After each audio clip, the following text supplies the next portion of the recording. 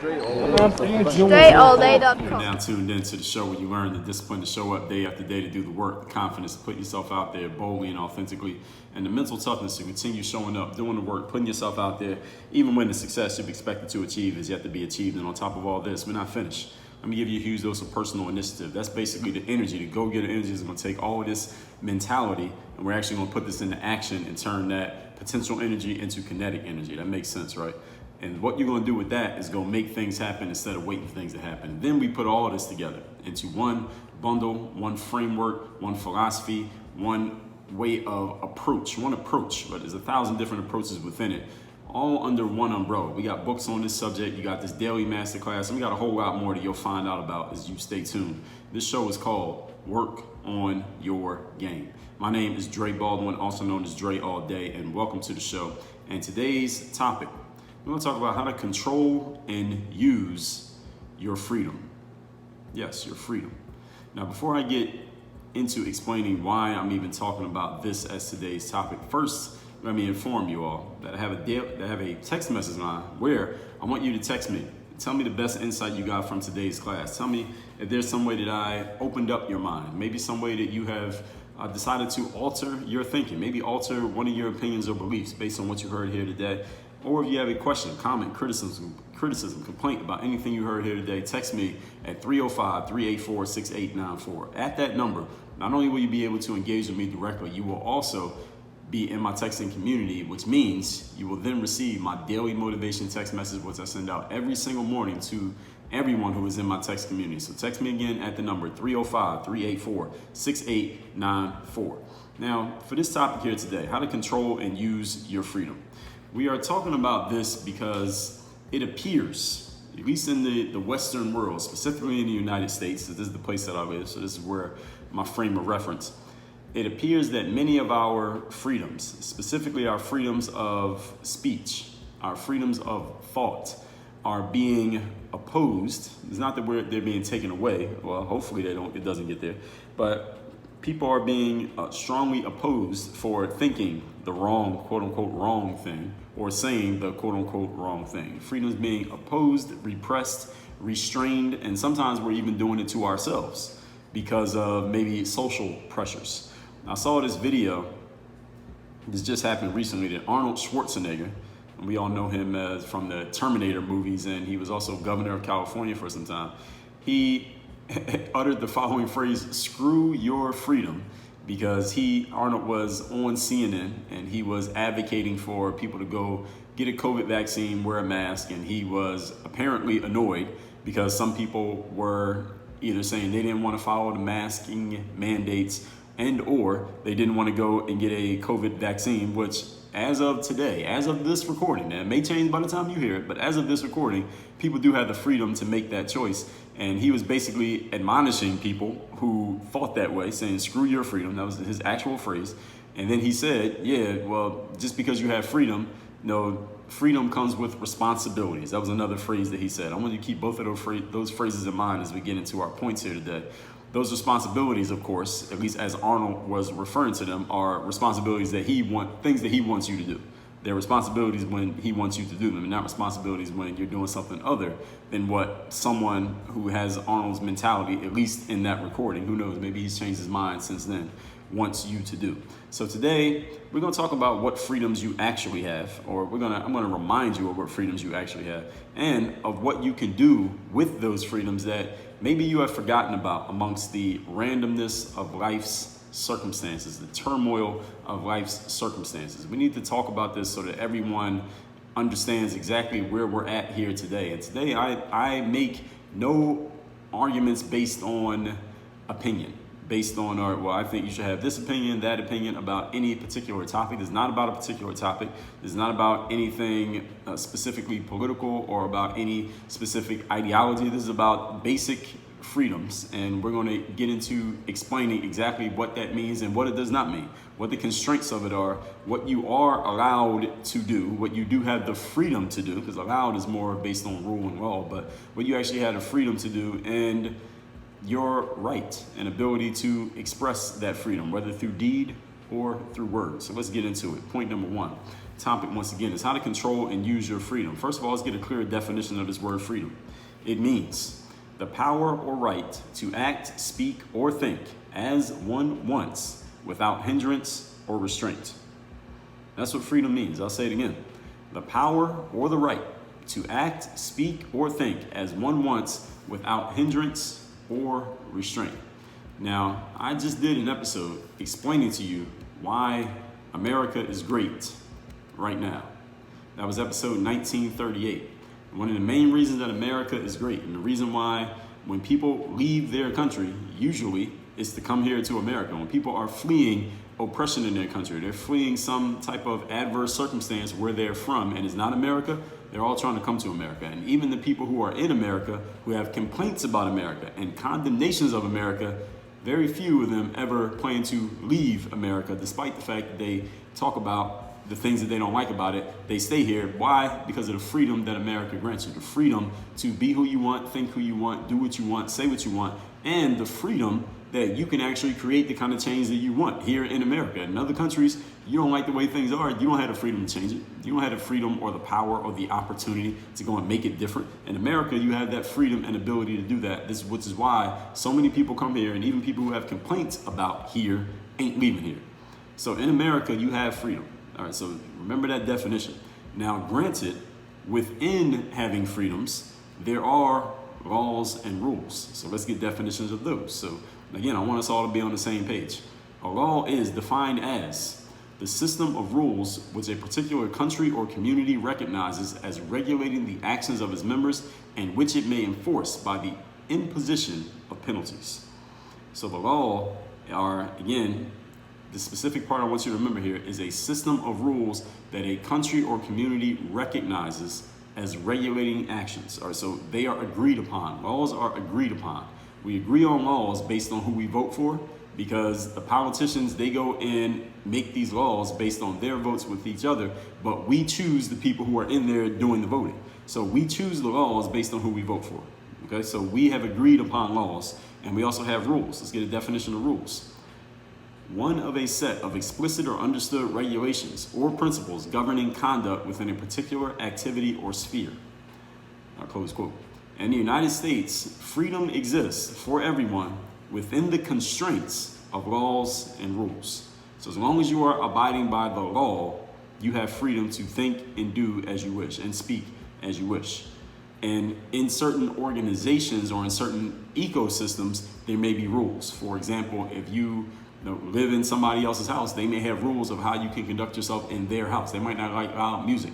You have the freedom to listen to loud music in America, but in someone's ecosystem, you may not have the freedom to do it because they have a rule against it. So understanding with the constraints of laws and rules and with your respect to them, you have freedom to think, do, and speak as you wish. So in America, at least you do. But outside of those constraints that I just laid out, you are free to think, do, and speak as you wish. Now, why am I explaining all of this? You'll know as we get into point number 2.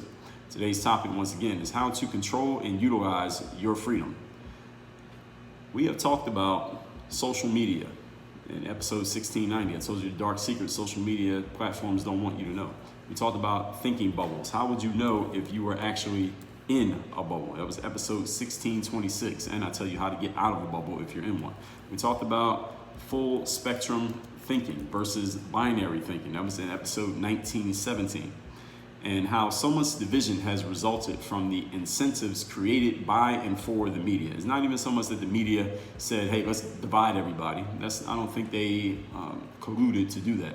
I think what the media did was look at human nature and their engineers and their science and their algorithms, and they realized, okay, if we give people more of what they already think, being that people, not everybody agreed before social media came along or became as powerful as it was. They said, we get people to think even more of what they already think, or show them things that get them highly emotionalized, whether anger spreads really quickly, then we can make ourselves more money. We can keep people on these platforms. It's more about money than it is about division, because who gets paid based off of division? You know, people don't get paid when people hate each other. People get paid when people give more time to a social media platform. That's how the media platforms get paid, is by time and attention, not by anger. But if anger leads to time and attention, then you could say indirectly they get paid off the anger, but directly they get paid off the time and attention that they are sucking out of your life, your limited 24 hours, being at times the most valuable resource you have. So we've talked about that already. So a lot of division has resulted from these incentives that media is interested in. And it's not just social media, it's also traditional media now as well, because traditional media had to get in a battle with social media because they were losing eyeballs, and that means they were losing money.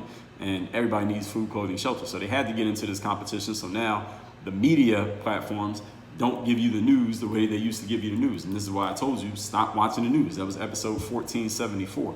So these elements, all these things that I talked about, they have many people afraid to say what they actually want to say, at least publicly, or many of you may be scared to even think what you want to think, because you've seen how some people have been attacked, how some people have been ostracized, how some people may have even lost their jobs for thinking the wrong thoughts or saying the wrong sayings. So let me remind you of something, that in America at least, you are free to think however you want to think.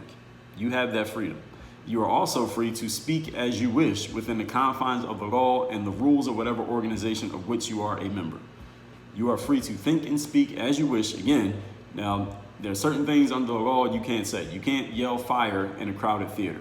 All right, that is frowned upon. You could actually get arrested for doing that. It's a disturbance of the peace. I don't know what the exact law would be that you be breaking, but you can't yell fire in a crowded theater.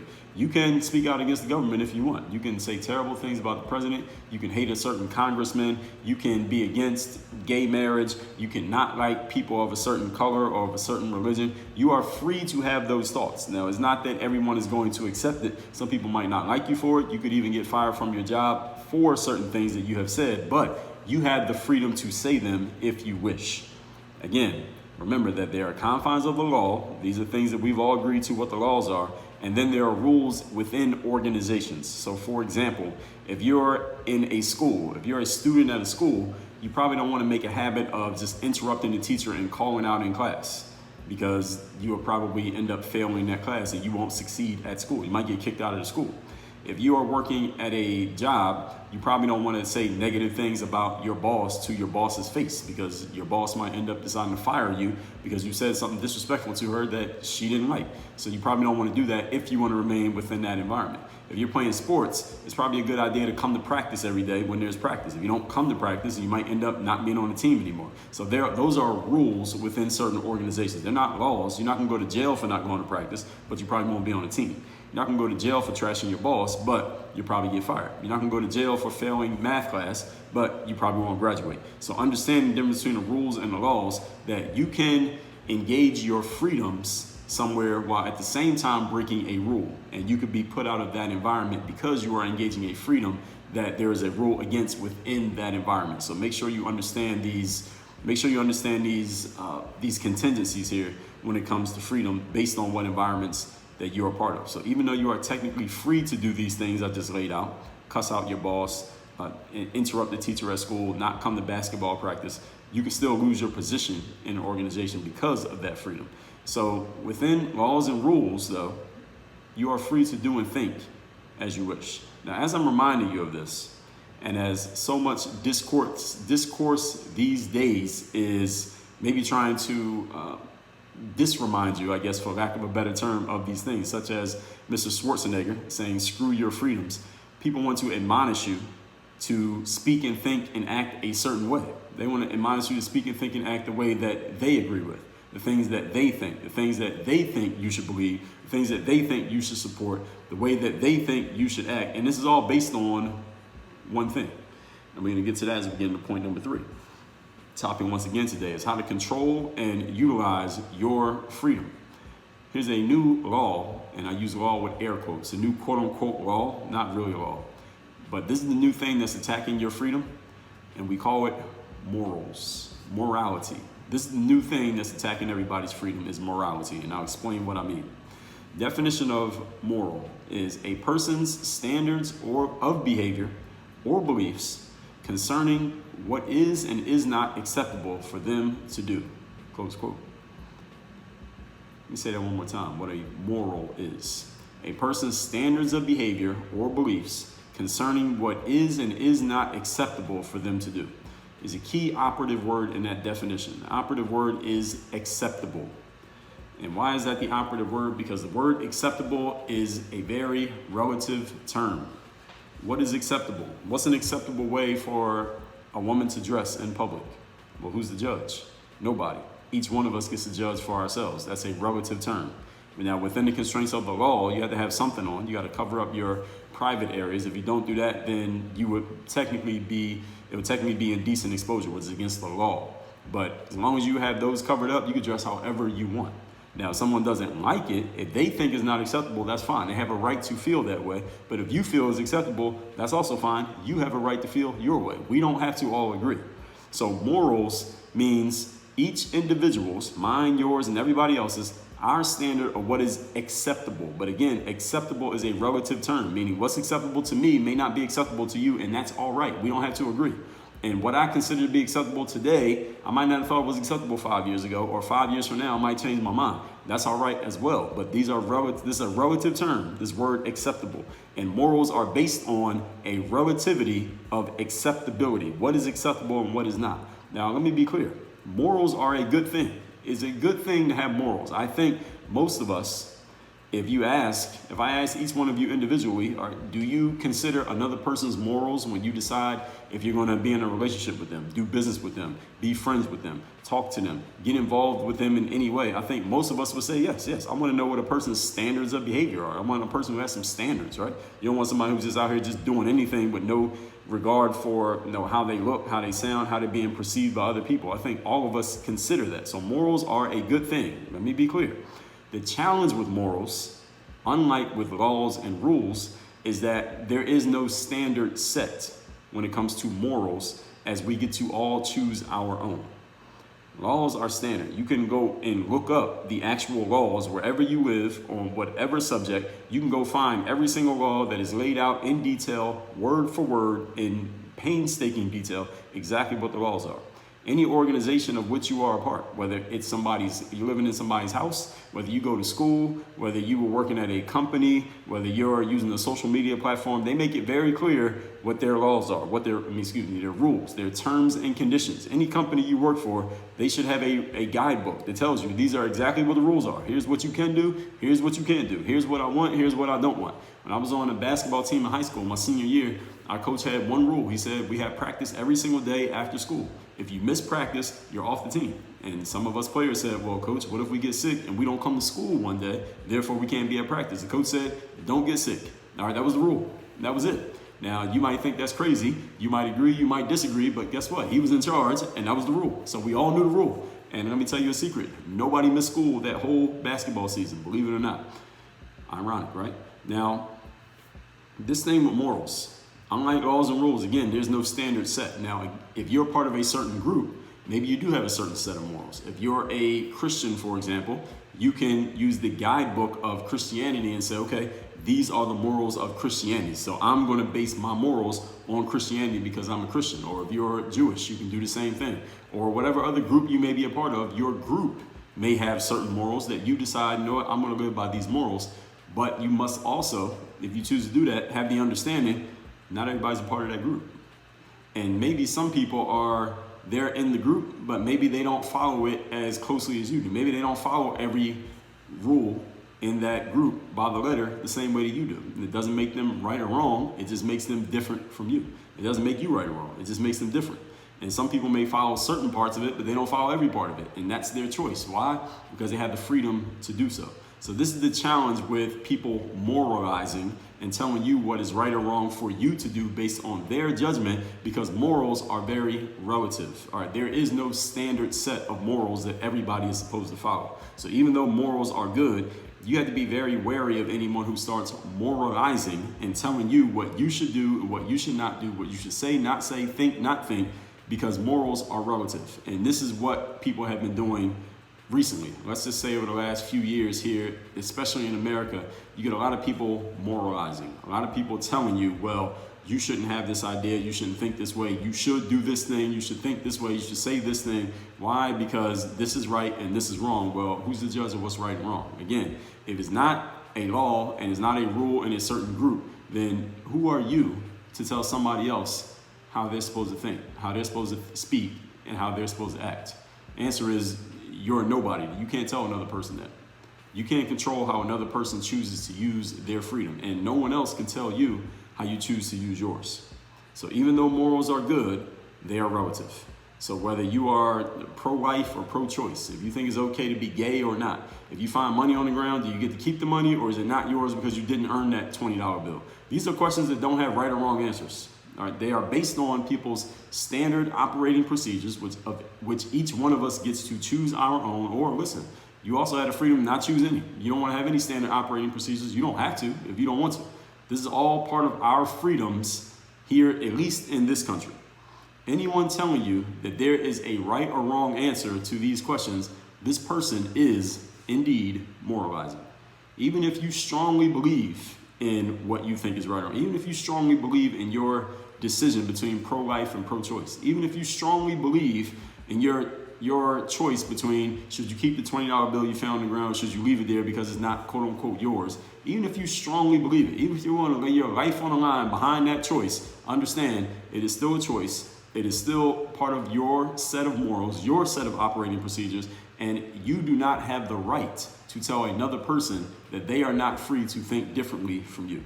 Nor does anyone else have the right to tell you that they had to think that you had to think differently from them on one of these topics, because none of these is within the law and none of these is within any set of rules. Again, in the open space, let's just say, in the open world of, and again, I'm referring to United States of America here. Now, if you live in another country where things might be a little bit different, then I'm not talking about that. I'm talking based with using America as a frame of reference. But anyone telling you, oh, well, that's wrong, or you have this idea or you have this opinion, you're wrong for having this idea or opinion because it's just wrong. Why is it wrong? And they can't tell you that it's wrong other than, well, it's just wrong. All right, that's just the way that I see it. It's just wrong. When people say something like that, that's what they're doing. They are moralizing. And moralizing is how people have been, is a technique that people have been using as long as I've been alive. People use this technique of moralizing to control your freedom of speech, your freedom of thought, and your freedom of action. So you got to be very wary of individuals who do this. As people get really good at doing this, and they commit a ton of logical fallacies in doing so. So, definition of moralizing. Now, I gave definition of morals. Here's the definition of moralizing. Is the action of commenting on issues of right and wrong, typically with an unfounded air of superiority. Let me say that definition again, because this is exactly what Mr. Schwarzenegger was doing. The action of commenting on issues of right and wrong, typically with an unfounded air of superiority. Moralizers are the type of people who tell you that you're wrong, and they turn their nose up at you because you don't have the same opinion as them, or you choose to exercise your freedoms in a way that is different from how they have exercised their freedom. So obviously something is wrong with you.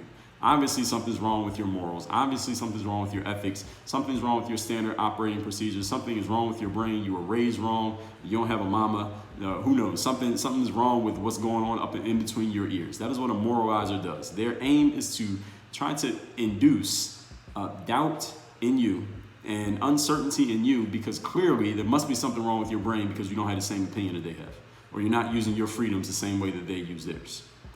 This is what you see when people are telling you that you are quote unquote wrong for exercising your freedoms within the confines of the law and the rules, but in a way that doesn't align with their morals. Other people's morals are not your responsibility, Arnold Schwarzenegger. So when someone says, well, yeah, you have freedom, but those freedoms come with a responsibility. Well, according to who? Now, unless you're a judge in a court of law, again, law, that's one thing. Or you're the boss inside of a certain environment, let's say a housing authority or a principal at a school or the coach on a sports team, okay, then yes, you can tell someone what their responsibilities are because you call the shots as far as whether they get to stay in that environment or not. But in the bigger world, just the outside world, you can't tell someone else what their responsibilities are. You can't tell someone else how they need to operate based on your perspective. Other people's morals are not your job. That's their job. So you have to be on guard, folks. You probably have come across enough of these people already. Be on guard for moralizers who attack your free choices with their morals while keeping the following idea in mind. And this idea comes from Mr. Robert Greene, who's the author of my favorite book, The 48 Laws of Power. He says, every human being acts with a flexible morality when it comes to their own self-interest. Let me repeat. Every human being operates with a flexible morality when it comes to their own self-interest. In other words, the same people who will moralize to you and tell you that you're wrong for having such and such opinion will turn around and have a completely different idea about something if it serves their self-interest at that time. This is something, again, you can watch out for with moralizers. They will, in other words, contradict themselves based on their own self-interest. And people do this all the time. If you pointed out every time somebody did it, you would exhaust yourself. So treat this like a game. All right, don't get too serious about it. Just treat it like a game and just understand that, as my friend Charlene likes to say, people are gonna people. All right, people are just gonna do what people do, rather. Keep this in mind the next time you hear a politician or a media personality trashing the other side of a topic. Politicians do this all the time. They do this professionally. This is what politicians do. This is part of the game of being a politician. And hopefully, I don't think politicians take it too personally, because they would drive themselves crazy if they did. This is what politicians do all day, every day. Next time you hear two politicians debating, listen for the moralizing. They will stand on morals when they're talking about themselves. Hey, here are my morals. Here's what I'm about. Here's my standard operating procedures. And then they will quietly defend their self-interest at the exact same time. And they'll switch those morals whenever it's necessary. And this is why politicians attack each other by saying, hey, this person said this at this point, then they said this at that point. They contradicted themselves. Every politician contradicts themselves. They just get really good at how they talk about it so that it's hard for you to catch it. But that's the whole point. That's the whole game. So again, don't get upset when you catch people moralizing and then contradicting themselves, because this is what a lot of human beings do. And the stronger someone is with their moralizing, the more likely it is that they are contradicting themselves more often. So be careful of yourself doing too much moralizing, because the more you do of it, the more you're setting yourself up to contradict yourself, and somebody might notice that you're doing it and call you out on your bullshit.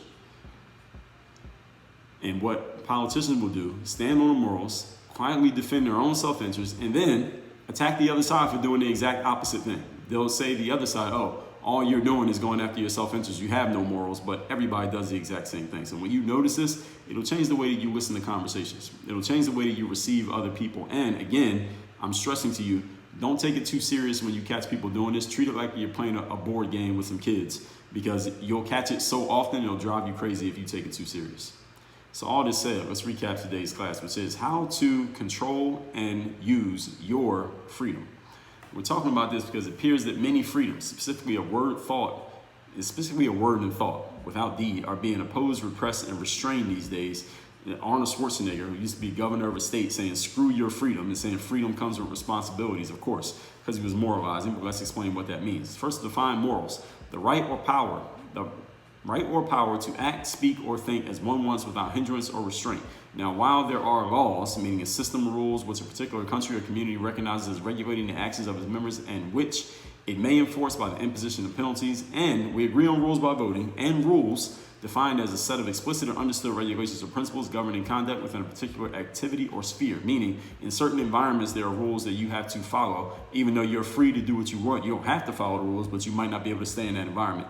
In the United States, freedom exists within the constraints of laws and rules, but outside of those, you are free to do and think as you wish. I'm saying this because, point number 2, we talked about how social media and bubbles and binary thinking and so much division has resulted from the incentives created for and by the media. So let me remind you, you are free to think however you wish and to speak however you wish within the confines of the laws and the rules of whatever organizations you are a part of. And while you are technically free to do as you wish, you may have to face the penalties of laws and rules based on when and where you do those things. But you will get a whole bunch of people who will try to admonish you to think and speak and act as they want you to, based on point number 3, the new law, quote unquote, that attacks your freedom is morals. Morals are a person's standards of behaviors or beliefs concerning what is and is not acceptable for them to do. Keyword is acceptable, because acceptability is a relative term. Morals are a good thing. The challenge with morals, unlike laws and rules, is that there is no standard set. Everybody gets to choose their own. There is no right or wrong answer when it comes to morality questions. Anyone telling you that there is one, they are indeed moralizing, defined as the action of commenting on issues of right or wrong, typically with an unfounded air of superiority. This is what you see when people are telling you that you're wrong for exercising your freedom of thought within the confines of the law and the rules simply because your thoughts don't align with their quote unquote morals, which are usually very flexible. Other people's morals are not your responsibility. So be on guard for people who try to moralize with you and tell you that you are wrong for not having the same idea as them. And remember what Robert Greene says, every person acts with a flexible morality when it comes to their own self-interest. Many people everybody actually acts on their own self-interest while masking their self-interested driven actions by saying it's based on morals, which is complete bullshit. But the more people do this, the more people try to talk about their morals when they do things, that person is a strong moralizer. Be careful of them because they are the most insidious when it comes to moralizing other people, trying to make you feel bad for not having the same idea as them, while at the same time serving their own self-interest and hiding that self-interest behind morality. So be careful with this, exercise your freedom, and if somebody disagrees with your freedom, to paraphrase Arnold Schwarzenegger, screw that person and their quote-unquote flexible morals. All that said, if you're looking for someone who can help coach you to make sure you get the most out of your mind, out of your freedoms, for building your personal brand, for building your business, for building yourself personally, getting the most out of what you have, this opportunity and potential that you have here we call life, you may be a good candidate for my 3rd Day Mastermind. It's the only place that I offer direct one-on-one coaching. The only way to join that mastermind is you must get on a Zoom call with me and we got to talk about who you are, what you're about, where you're at, where you want to go. To do that, go to the link down below in the show notes. It is workonyourgameuniversity.com/call. We'll hop on a Zoom and talk about what we need to talk about. Outside of that, I want everyone to send me a text. Tell me the best insight you got from today's class. My number is 305-384-6894. Work on your game. Dre all day.